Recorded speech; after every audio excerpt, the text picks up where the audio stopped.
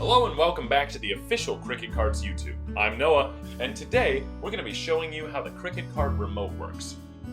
The remote can be used to drive your Cricket up and down ramps, onto trailers, the backs of trucks, and onto haulers. You can buy the Cricket remote from your local dealer or from our website at cricketcards.com. It can be installed by your local dealer, or if you'd like to do it yourself, check out the enclosed instruction book.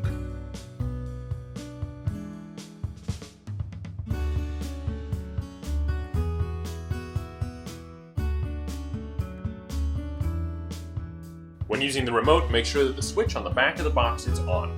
When not using the remote, make sure to turn the switch off to save power.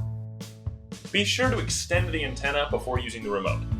With your cart off, you can remotely turn your Cricket on using the C button. The C button, on and off, works without the key. The B button is your accelerator. Hold it down to make the cart go. The D button can be used to shift your cart from forward to reverse or from reverse to forward. Press and hold the B button again after shifting to reverse the cart. The A button does nothing.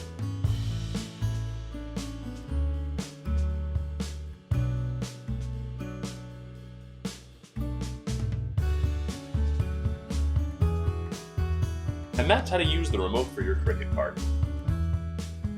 To learn more or to find a Cricket card dealer near you, check us out at cricketcards.com. Like and subscribe, and thanks for stopping by.